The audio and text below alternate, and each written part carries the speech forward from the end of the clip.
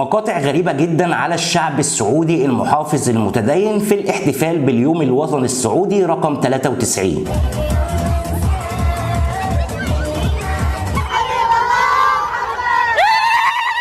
وخليني أقدم لحضراتكم كمان في الحلقة دي المطربة المنتقبة اللامعة آية هي وزوجها.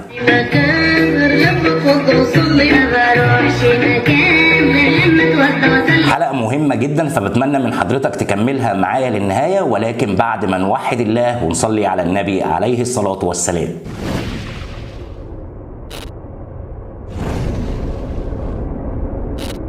السلام عليكم، يا اهلا وسهلا بحضراتكم في حلقه جديده. انا اخوكم مدحت رمضان، فضلا وليس امرا. قبل ما نبتدي بتمنى من حضرتك تكمل معايا الحلقه للنهايه قبل ما تشرفني برايك في التعليقات، ويا ريت بعد ما تشوف الحلقه تكون ايجابي وتتفاعل معاها، يا اما تحط لايك لو الحلقه عجبتك، او حتى يا سيدي ديسلايك لو الحلقه ما عجبتكش، وفي الحالتين يشرفني ارائكم في التعليقات. خلونا نبتدي مع اول موضوع معانا في حلقه النهارده، وهو عن الاحتفال باليوم الوطني السعودي رقم 93. وخليني ابتدي كلامي في الموضوع ده وهني شعب المملكة العربية السعودية. ربنا يحفظ المملكة العربية السعودية وكل بلاد المسلمين، اللهم آمين. خليني أقول معلومة كده بتعود قصة الاحتفال باليوم الوطني السعودي إلى عهد الملك عبد العزيز آل سعود، حيث قرر في يوم الخميس الموافق 21 جماد الأول لعام 1351 هجري، الموافق حينها 23 سبتمبر 1932، تغيير اسم المملكة أو اسم الدولة من مملكة الحجاز ونجد إلى المملكة العربية السعودية. اليوم ده وفي نفس التاريخ بيحتفل السعوديين باليوم الوطني للمملكة. شيء جميل جدا لما تشوف في الاحتفال رقم 93 لاعيبة أجانب زي اللاعب نيمار وهو بيحتفل مع السعوديين باليوم ده وهو لابس الزي السعودي.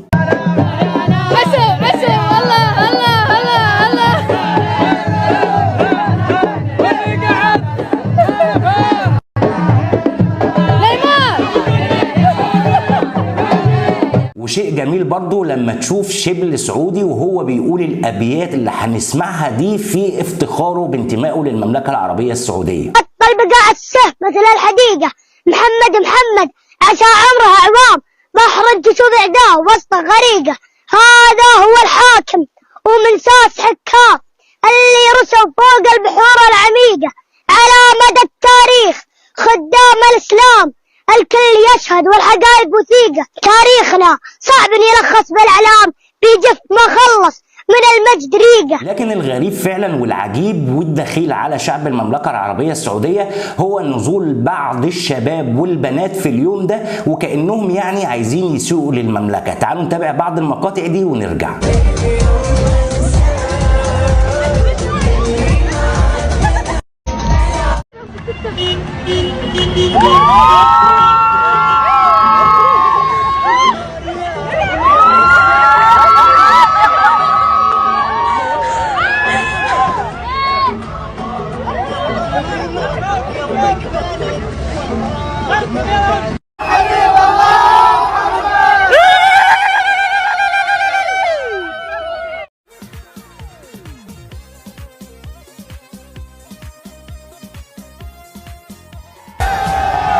على البنت، كلام على البنت.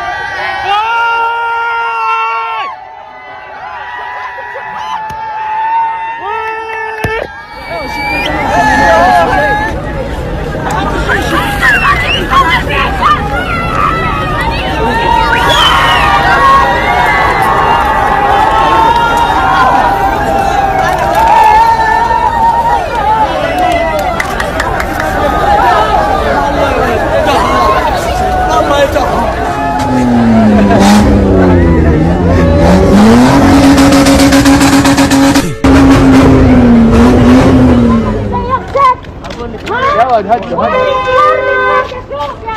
يا ولد هدوا يا ولد هدوا هذا الشيطان.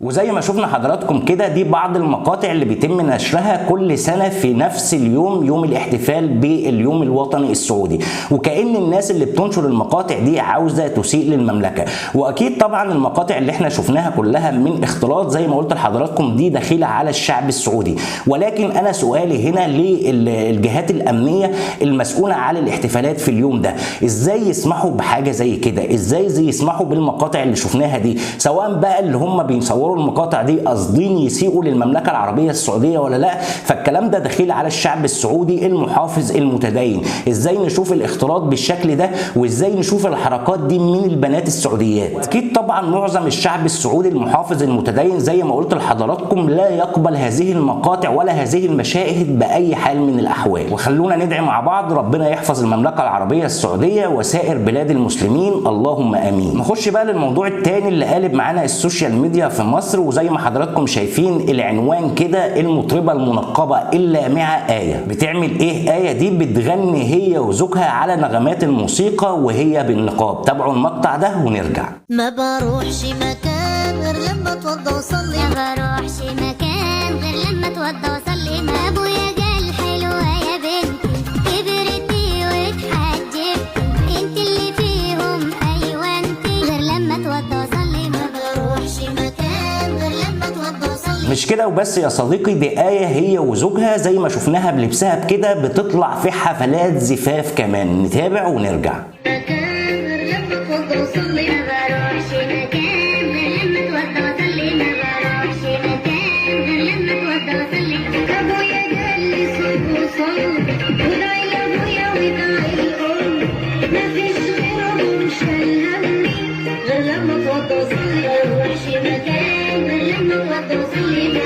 طبعا المقاطع دي عملت جدل وإثارة على السوشيال ميديا، ولما اتسأل زوجها على اللي بيحصل ده قال ان انا لبست مراتي النقاب علشان تعرف تغني براحتها في الفرح. وللأسف لقيت بعض الناس بتشيد بالمقاطع اللي زي دي وبتقول ان دي حاجة كويسة وحاجة فيها فايدة وحاجة فيها رسالة. عاوز اقول للناس دي وعاوز اقول لآية اللي هي اللامعة المطربة المنتقمة اللامعة آية، وعاوز افكر زوجها كمان بقول الله سبحانه وتعالى فلا تخضعن بالقول فيطمع الذي في قلبه مرض. خليني كمان افكر آية وزوجها بحديث النبي صلى الله عليه وسلم اللي هو في البخاري باسناد لا بأس فيه، لما قال صلى الله عليه وسلم لا يكونن من امتي اقواما يستحلون الحر والحرير والخمر والمعازف. يعني المشكله هنا يا استاذه آية انت وزوجك ان حضراتكم بتغنوا وبترقصوا وبتتمايلوا على المعازف اللي نهى عنها النبي صلى الله عليه وسلم. والمصيبه السوداء واللي خلاني اعمل الحلقه دي واتكلم عن الموضوع ده ان انا شفت ناس كتير متجاوبه مع الموضوع ده وبتقول لك شيء كويس جدا، وكأن آية وزوجها دول عايزين يعملوا لخبطه في المفاهيم عند الناس. يعني عايزين يعملوا ايه، ميكس كده، يعني تبقى منقبه وتطلع ترقص وتتمايل قدام الناس وتغني على انغام الموسيقى وكأنه شيء عادي جدا. الخطير في الجزء ده وفي الموضوع ده واللي خلاني برضو اتكلم عنه وهي ان ده اساءه للمنتقبات ولبس المنتقبات او اللبس المحتشم عامه. فعايزين يوجهوا رساله ويقولوا يعني ان حضرتك ممكن تكوني ملتزمه بزيك الشرعي وممكن تكوني لابسه حجاب وتطلعي تغني وتطلعي ترقصي وتطلعي تسقفي وتتمايلي قدام الناس عادي. فالموضوع بجد خطير جدا جدا جدا. عاوز اقول لحضراتكم لاي اب وام يخلي باله من اللي بيتعرض على السوشيال ميديا، ويا ريت يفهموا البنات او تفهموا البنات والشباب الصغيرين اولادكم ان ده مخالف للدين ومخالف للفطره الانسانيه السليمه. لازم نتعلم ديننا صح من الكتاب والسنه من غير ما نخش في اي جدالات او اي تفاهات ممكن تسوء صوره الدين اصلا قدام الناس. بس يا صديقي لحد هنا انا خلصت الحلقه، وبشكرك كتير لو وصلت معايا للثانيه دي من الفيديو. ودلوقتي هستنى ارائكم حوالين الموضوع ده في التعليقات، وفضلا وليس امرا يا ريت لو شفتوا من الحلقه فيها حاجه مفيده والمفروض توصل لناس اكتر ما تبخلش بان انت تعمل لايك، مش هيكلفك حاجه ولكن بيساعدنا وبيساهم ان الفيديو ده يتعرض لناس تانية. تحياتي لحضراتكم واشوفكم ان شاء الله في حلقه جديده قادمه، ولحد دلوقتي ده بسيبكم في رعايه الله وامنه وحفظه. كان معاكم اخوكم مدحت رمضان، والسلام عليكم ورحمه الله وبركاته.